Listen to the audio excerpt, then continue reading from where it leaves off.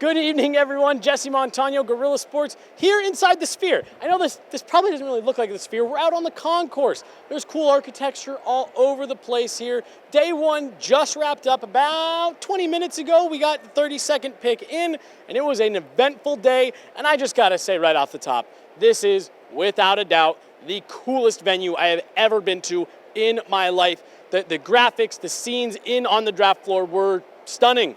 This place lives up to the hype. If you are in Vegas and you have a chance to come here for an event, a show, I think they have something that kind of runs here regularly just to show it off. Could not recommend it enough.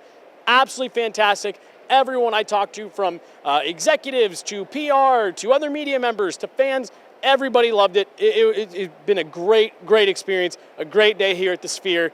The Avs were picking at 24.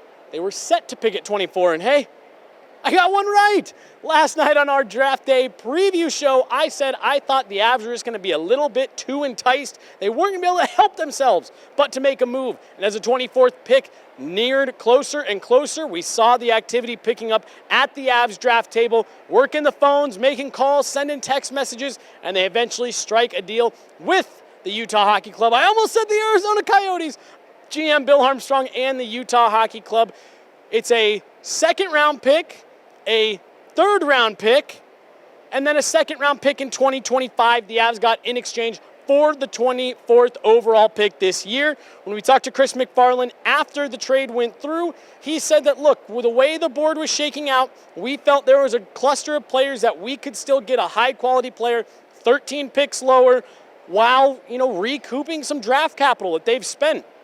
They did not have a second or third round pick this year or next year before today. They were able to stock each of those cupboards with the one move, and the Utah Hockey Club wanted to move up to 24. So the Avs get out of the first round, move just down 13 spots, plus add a couple additional picks. I like this bit of business. We talked about it in the lead up. When you get into this stage of the draft, you are talking about such a lottery isn't the right word because there is a draft lottery, but you're taking a lottery ticket. You're hoping that it pays. You're hoping that the player that you grab turns into an impact player, but your odds are slim, or at least your odds are slim of having any kind of impact from that player within the next 3 to 5 years.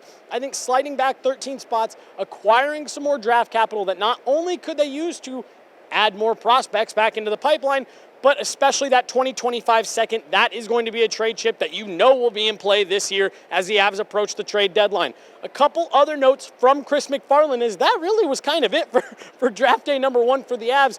Mark, who's currently making sure that you guys can see me by holding the camera, he and I were kind of laughing throughout the day, saying like, they're going to trade this pick, aren't they? We're going to wait here all day, get to 24, and they're going to move it. When that was exactly what happened, we had to kind of shift our focus elsewhere, right? No prospects for us to talk to today. So we talked to Chris McFarland a little bit about some of the pending decisions that they're having to make here over just the next few days, starting with Jonathan Drouin. Asked him, what's the update? What's going on? Alan Walsh, Jonathan Drouin's agent, came out last week and said, look, both sides are wanting to get a deal done. And Chris McFarland acknowledged, as good as Jonathan Drouin was for the Avs, the Colorado Avalanche were just as good for Jonathan Drouin. It's something that we think makes sense, but Chris McFarland said, look, we are cap strapped. We are going to have to be creative and find a way to make this work with Jonathan Drouin in order to find a deal and keep him here in Colorado. He acknowledged he's got a family, he's got kids, he's got to look out for what's best, but he said they are staying in contact with Alan Walsh and Jonathan Drouin's whole camp to see if they can get it over the finish line before Monday in the open of free agency. Chris McFarland also gave us an update on last year's first-round pick, Callum Ritchie, who missed all of the development camp, rookie camp, main camp last summer and last summer and fall with an injury. He will be back at it. He will be on the ice when the Avs rookies hit the ice at Family Sports for development camp here next week. So that's going to be an exciting development. It's going to be development. That's going to be our first chance to get a look at Callum Ritchie up close. He's probably the Avs' top prospect at this point. He's a center, and Chris McFarland acknowledged this is a guy that we have high hopes for being able to fill into the top six and become a high-impact player in the NHL. So it's going to be great to get a look at him.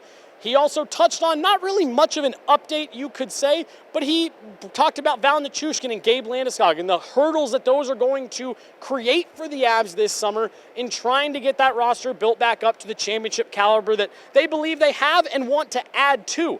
And the question was asked, do you maybe add the money and deal with it when you can or when you have to? And Chris MacFarland said no, because for both players, Chris MacFarland said, it is possible, it is on the table that one or both Val Nichushkin and Gabe Landeskog could be back within the first month, 2 months. The hard part is that you don't know for certain. He did say when Gabe Landeskog is ready to go, Gabe Landeskog is going right back into the lineup. So we are not going to spend that money because we are hopeful that we'll have to use it. So he's acknowledging it. He's saying how aware of it they are and saying these are going to create some challenges. He remained open to the idea that Val Nichushkin might be back in the locker room, but based on what we heard from him earlier, I don't doubt they're going to exploring all possible options with Val Nichushkin this summer. Whew. I think that's about it. There was a few other kind of small little notes here and there. Like I said earlier, Chris MacFarland said the way the draft kind of shook out with the players they had available to them, they felt it made more sense for them to trade out of this round and get into second and third round picks because the talent disparity just was not really that big of a deal to them between what they could have gotten at 24 and what they're going to get at 38. So like I said, we didn't have a prospect to talk to today. But I think this was a good bit of business. The Avs continue, in my opinion, to make smart moves here. The player that you're going to get at 24 is not going to be that much different from the player you're going to get at 38 in this year's draft. So I think making the move that they did made a lot of sense, and it's going to help them both now and down the line when they're looking to move some trade pieces, and maybe you need that extra little sweetener on top to get a deal over the line. No movement on Ross Colton today like we maybe thought there could be, and really nothing that splashy from any of the NHL GMs. Like I maybe thought that being here at the Sphere and on ESPN would get them going a little bit. Nothing really stayed true to the way the NHL draft normally plays out. So we'll be right back here tomorrow morning with the Avs trading into the second round. That means they will be picking around 8:30, 8:45 tomorrow morning here in Vegas. That'll be 9:30, 9:45 back in Denver. But full day of it back here again tomorrow. Fun first day here at the NHL Draft inside the Las Vegas Sphere, the MSG Sphere, inside the Sphere. It's been a blast. It's been a long day. We're ready to get out of here. For Mark, I'm Jesse Montaño, Guerilla Sports. We'll talk to you guys in the morning.